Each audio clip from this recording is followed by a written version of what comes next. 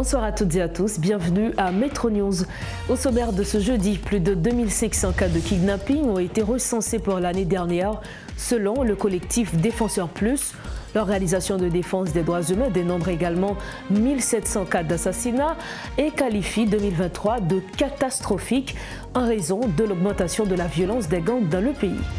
Le groupe des signataires dissidents de l'accord de Montana-Grossam exprime son soutien au mouvement révolutionnaire pacifique.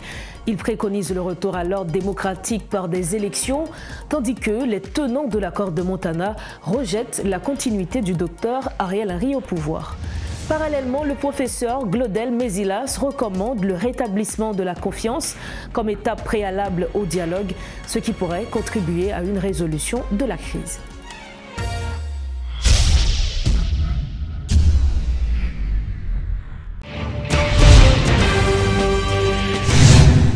Bonsoir, bienvenue au développement de ce journal. Comme annoncé en titre, le collectif Défenseurs Plus a recensé plus de 2500 cas de kidnapping et 1700 cas d'assassinat pour l'année écoulée. L'Organisation de défense des droits humains qualifie l'année 2023 de catastrophique en raison de l'augmentation de la violence des gangs dans le pays.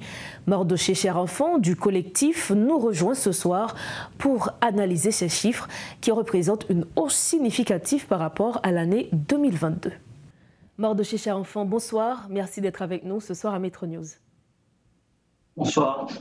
Alors, vous êtes représentant du collectif Défenseurs Plus et dans votre bilan des violences enregistrées au cours de l'année 2023, vous avez dénombré 2500 cas d'assassinat, 1700 cas de kidnapping et des milliers de viols. Est-ce que vous pouvez nous donner un aperçu plus général de ce bilan réalisé au cours de l'année 2023? Exactement, et merci. En fait, le collectif Défenseurs Plus, en tant qu'organisation de défense des droits humains qui observe l'évolution de la réalité des droits humains en Haïti, eh bien, pour l'année 2023, on a enregistré un bilan plutôt catastrophique par rapport à la situation des droits humains, que ce soit les droits civils et politiques, les droits socio-économiques et culturels ou les droits humains spécifiques. Eh bien, la réalité a été vraiment désastreuse. Et en ce qui a trait à la réalité liée aux droits civils et politiques, le collectif Défenseurs Plus a pu enregistrer des cas de violence, des cas d'assassinat. Il faut dire que la situation sociopolitique, la situation sécuritaire a impacté grandement la réalité des droits humains en Haïti, avec la montée en puissance des gangs qui contrôlent de nombreuses parties du territoire. Eh bien, on a vu que les violences se sont multipliées, notamment avec les questions d'assassinat. En effet, on a pu enregistrer 2500 cas d'assassinat et 1700 cas de kidnapping. Et il y a eu des déplacements massifs de la population qui étaient de fuir la violence armée. On a pu enregistrer 250 000 déplacements forcés de la population. Alors, est-ce qu'il y a des tendances géographiques spécifiques de ces cas de violence, puisqu'il s'agit d'un bilan sur les 10 départements du pays? Est-ce qu'il y a des départements qui ont atteint le plus haut niveau de violence? Quels sont ces départements? On a pu enregistrer dans le département de l'Artibonite et notamment le département de l'Ouest les plus forts cas de déplacement, car la population a été très nombreuse. Et il y a eu également des déplacements à Tomazo par rapport avec la montée en puissance du groupe 400 Marozo. Donc, en termes de répartition géographique de ces déplacements, c'est surtout le département de l'Artibonite et celui de l'Ouest qui a, eh bien, où on a pu enregistrer les plus forts cas de déplacement. Alors, nous savons que généralement, ce sont les femmes et les filles qui sont le plus touchées de ces types de violences. Est-ce que dans votre bilan, est-ce que vous avez dénombré le nombre de femmes et filles qui sont touchées par ces violences, par ces cas de violence, notamment les viols? En ce qui a trait à la situation des femmes et des enfants, on n'a pas des chiffres exacts par rapport avec cette réalité, mais on sait que dans les camps de déplacés, presque la moitié de la population, selon des chiffres fournis par l'UNICEF, ce sont des enfants. Et il y a aussi les femmes qui sont fortement affectées par ces situations, avec la montée des cas de violence, de viol collectif. on a vu que des milliers de femmes ont subi ces violences. Je crois que c'est une réalité qui n'est pas peut-être nouvelle, mais qui perdure avec l'insécurité notamment, justement. Exactement, et les femmes ne cessent d'être les principales victimes de ces viols collectifs. Une situation qui vraiment est maintenant intenable par rapport aux personnes qu'on a pu interroger, des victimes qu'on a pu interroger. Eh bien, ces situations, il y a un problème de prise en charge également. Ces femmes-là qui ont été victimes de viols ne sont pas prises en charge. Parfois, il y a des organisations de la société civile qui se spécialisent dans cette question, qui essaient d'apporter leur soutien. Mais dans l'ensemble, en général, ces femmes-là qui sont victimes de viols ne reçoivent pas l'assistance nécessaire par rapport à leur situation. Alors justement, parlant de la collecte des données, est-ce que vous avez rencontré beaucoup de difficultés pour collecter ces informations, tenant compte de l'inaccessibilité dans certaines zones? Et est-ce que Défenseur Plus également a assuré la confidentialité et surtout la sécurité des témoins, ou du moins des informateurs, dans le cadre de cette collecte d'informations, cher enfant? Exactement, cela a été vraiment difficile pour collecter les données, quand vous savez que nombreux endroits du territoire sont inaccessibles, notamment le département de l'Artibonite. On a dû nous référer avec des personnes de la société civile, que ce soit des journalistes ou d'autres acteurs ou encore des personnes qui habitent ces milieux pour pouvoir communiquer des informations. On a également essayé de comparer nos informations avec celles d'autres organisations pour voir est-ce qu'on est dans le bilan approximatif. Et en ce qui a trait à la confidentialité des données, c'est assuré, puisque le plus souvent, ces personnes sont interrogées par des psychologues ou des travailleurs sociaux qui sont des professionnels du métier qui savent comment garder la confidentialité des dossiers. Donc, cela a été respecté. Mais c'est très difficile d'avoir ces chiffres. Donc, comme on le dit, ce n'est pas un bilan définitif, c'est partiel, puisqu'on va publier notre rapport annuel sous peu pour le mois de janvier, qui va plus ou moins donner un bilan définitif de cette réalité. Et aujourd'hui, cher enfant, qu'est-ce que le collectif Défenseur Plus préconise pour réduire, au maximum les cas de violence dans le pays? Qu'est-ce que vous préconisez? Bon, on commencerait d'abord par demander aux acteurs de la classe politique de redresser la situation politique, puisque la désintégration des institutions publiques a un impact considérable sur la réalité des droits humains. Il faut trouver une issue avec cette crise politique qui perdure pour pouvoir remettre en place des institutions démocratiques. Du coup, on va avoir une diminution des violences, des violations de droits humains, et les recommandations des organisations de droits humains, ce qui a trait aux violations de droits humains, vont être prises en compte. Donc, il faut passer d'abord par la restructuration, le redressement des institutions publiques, et après, il faut essayer de mettre en place des structures qui prennent en compte la réalité des droits humains en discutant et en prenant en compte la situation réelle de la population. Mardoché, cher enfant, merci infiniment d'avoir été avec nous. Je vous remercie. Voilà, c'est avec nous Mardoché, cher enfant du collectif Défenseur Plus. Avec lui, nous avions dressé le bilan des cas de violence enregistrés au cours de l'année 2023. À présent, parlons de la crise politique qui persiste en 2024. Le professeur Glodel Mézilas préconise le rétablissement de la confiance comme préalable au dialogue, susceptible de conduire à une résolution de la crise. Invité ce jeudi à la rubrique Le Point, il a également estimé qu'il était essentiel d'instaurer un sentiment d'intérêt national parmi les acteurs politiques. Les propos du politologue Glodel Mézilas. Pour que le dialogue avec confiance, c'est-à-dire que la confiance c'est l'élément fondamental dans tout le monde qui a discuté. L'ordre de parole, me respecter parole. Donc confiance c'est le premier élément qui vous fait un dialogue. Deuxième élément pour un véritable dialogue, il faut un sens de l'intérêt national. C'est-à-dire que c'est l'intérêt national là qui doit porter Mounio à Chita, puis capable de comment il est capable de poser grand problème pays, grande question pays. Et troisième élément dans le dialogue là, il faut être capable de qui ça a discuté, quel est le contenu du dialogue. C'est-à-dire que est-ce que n'a parlé de questions refondation économique, refondation politique, refondation institutionnelle. Ce sont ces éléments-là et nous supposons mettre en place pour nous capables de jouer un véritable dialogue. Parce que sans dialogue-là, si nous pas aller faire dialogue, eh bien, quelle est l'alternative? Donc, c'est le recours à la force, à la violence, etc. Donc, et c'est ça, c'est-à-dire que dialogue-là, la communauté elle-même, l'idée de nation, de communauté, impliquer ce dialogue intersubjectif, ce dialogue national. Donc, au-delà de dialogue-là, donc, qui sont pas le faire, c'est pas dire que question confiance est important.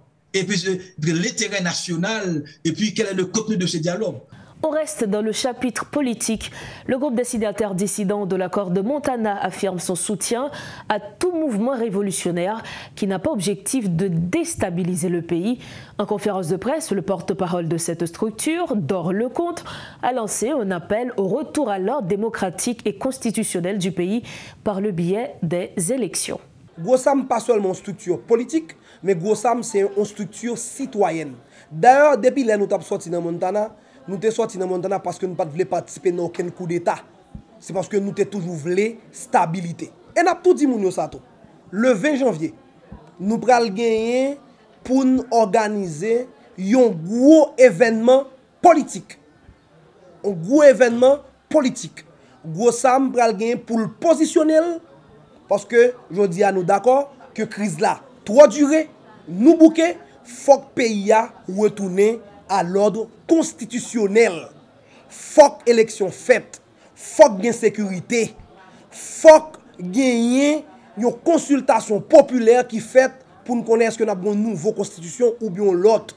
Donc, il y a un pile de bagages qui pour fait pendant l'année 2024 là, sont années de travail, sont années de combat et gros Sam pas jamais bailler les gains parce que bien-être peuple haïtien li dépend de nous. Alors que le Gossam préconise la tenue des élections dans le pays, le bureau de suivi de l'accord de Montana appelle à passer à une autre étape dans les négociations pour que le pays se dirige réellement vers une transition de rupture. Marie-Christine Stephenson, membre du BSA, rappelle que les tenants de l'accord de Montana n'entrevoient aucune solution comprenant le métier du docteur Ariel Henry au pouvoir. Tout mouvement qui a fait pour bien notre pays n'a accueilli. Mais nous avons dit que nous ne pouvons pas participer dans le coup d'État. Si une révolution qui a fait, c'est une révolution théorique, une révolution bien faite qui peut faire, une révolution qui peut mener nous dans l'ordre constitutionnel. Nous avons fait 2 ans et demi de transition. Nous ne pouvons pas une révolution qui peut augmenter la transition. Nous avons besoin d'une révolution qui peut mener nous dans la question élection, qui peut mener nous dans la consultation populaire, qui peut mener nous pour premier bagage dans la sécurité. C'est ça la révolution pour nous. Autre information, l'ancien ministre des Travaux publics Nader Joaseus et l'ex-sénateur Francisco de la Cruz ont été interrogés mercredi par le juge Al Duniel dimanche dans le cadre d'une enquête sur la corruption au Centre national des équipements, CNE, tandis que M. Joaseus se déclare prêt à répondre aux questions de la justice à tout moment.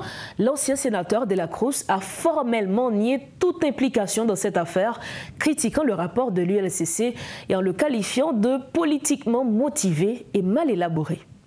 En économie, le gouvernement haïtien envisage une croissance économique positive de 0,7% pour le nouvel exercice fiscal. Le ministre de l'économie et des finances, Michel-Patrick Boisvert, affirme que des investissements prévus dans la région nord et sud du pays joueront un rôle important dans la réalisation de cet objectif. Et ANEA, dans le budget 22-23, nous établissons sur une croissance vraiment molle, vraiment conservatrice de 0,3%. Mais au mois de septembre, on a dû revisiter cette prévision et là, déjà, on retablait sur moins 1,5%. Mais avec, comme vous venez d'en faire mention, avec les publications, les dernières publications de l'IHSI, on s'est rendu compte qu'on a une décroissance qui est bien plus importante que 1,5%. Donc, cette décroissance est de 1,9%. Donc, nous sommes capables de dire que c'est le résultat de ce qu'on a eu pendant l'année qui vient de s'écouler, qui est en train de s'écouler, l'année 2022-2023, donc qui a continué dans le prolongement des crises socio-politiques que le pays a connues. Et puis, ensuite, il y a la violence des gangs qui vraiment a pris des proportions, et je dirais, très alarmantes, donc qui fait que nos prévisions en termes de croissance n'ont pas pu être atteintes. Et à cela, il y a d'autres éléments qui peuvent être évoqués. Et notamment, on peut dire, les premiers mois de l'exercice ont été, je dirais, pareils à ce qu'on a eu au cours de l'exercice 21-22. C'est dans la continuité de ces problèmes-là. Il y a eu les problèmes au niveau de la distribution des produits pétroliers, pour ne pas dire pénurie, tout simplement. Il y a eu la résurgence du choléra. Il y a eu le mouvement des déplacés internes. Donc, sans compter les exodes massifs auxquels nous sommes en train d'assister, c'est toute la force vive de la population qui est en train de partir à la recherche de vie meilleure. Donc, c'est autant d'éléments qu'on peut mettre en avant et qui expliquent cette situation de décroissance que l'économie a connue pendant ces 5 dernières années. Donc, il y a eu cette mobilisation. J'ai eu en formation dans mes précédentes interventions. Donc, cette année, on a fait des efforts, je dirais, considérables, puisque l'enveloppe et investissement public dans le budget 22-23 représentait un peu plus de 26 milliards de gouttes. Donc, 26 milliards de gouttes par rapport à 11 qu'on a eu en 21-22. Donc, c'est pour vous dire que le gouvernement a fait des efforts pour mobiliser les fonds. Mais là, par rapport à toute cette situation de violence presque quasi généralisée dans le pays, donc c'est difficile de mettre en place les différents programmes que le gouvernement comptait mettre en place pour adresser le problème de croissance. Je peux mentionner, par exemple, le PRIPS, et c'est le programme d'investissement qui devait intervenir dans le sud après le tremblement de terre du 14 août 2021. 2,5. Ça remonte de 21, 22, 22, 23. 22, 23, yep. Oui. Et environ, pour le PRIPS, 2,5 milliards de gouttes. Donc, nous n'avons pas fait des questions? Non. Il y a eu... Et quel est le problème exactement? Eh bien, le problème, donc, il y a l'insécurité, il y a les agents publics qui partent en masse et les ministères sectoriels dépensiers, au nom desquels cette mobilisation a été faite. Et ces ministères n'ont pas pu faire la mobilisation qu'il fallait pour que les investissements puissent atterrir. Il faut dire que nous aussi, ce qu'on a fait au ministère des Finances, et parce que là, on s'est rendu compte que de plus en plus, on est en train de questionner l'efficience des dépenses publiques, l'efficience des dépenses d'investissement. Donc, on s'est dit qu'il fallait dépenser, mais dépenser dans de bonnes conditions. Parce que là, c'est un engagement fort auquel le gouvernement a souscrit. Et en ce qui concerne la relation haïtiano-russe, bien que la Fédération de Russie se soit abstenue lors du vote autorisant l'envoi de la force multinationale en Haïti, elle réaffirme sa relation avec le pays à l'occasion de ses 220 ans d'existence, en dénonçant l'ingérence, notamment celle des États-Unis, dans les affaires internes du pays. La Russie condamne ce qu'elle qualifie de pratique néocoloniale entravant le progrès du pays. Parallèlement, la Fédération de Russie exprime sa volonté de renforcer le dialogue politique avec Haïti et d'élargir les liens commerciaux, économiques, scientifiques, technologiques, entre autres. Nous sommes au terme de Métro News pour ce jeudi. Mais avant de partir, voici le rappel des titres à la une. Plus de 2500 cas de kidnapping ont été recensés pour l'année dernière, selon le collectif Défenseurs Plus. L'organisation de défense des droits humains dénombre également 1700 cas d'assassinat et qualifie 2023 de catastrophique en raison de l'augmentation de la violence des gangs dans le pays. Le groupe des signataires dissidents de l'accord de Montana, GroSAM, exprime son soutien au mouvement révolutionnaire pacifique. Il préconise le retour à l'ordre démocratique par des élections, tandis que les tenants de l'accord de Montana rejettent la continuité du docteur Ariel Henry au pouvoir. Parallèlement, le professeur Glaudel Mézilas recommande le rétablissement de la confiance comme étape préalable au dialogue, ce qui pourrait contribuer à une résolution de la crise. C'est la fin de cette édition de Métro News. Merci infiniment de l'avoir suivi. Restez sur Métropole pour la suite des programmes. À demain. Bonsoir.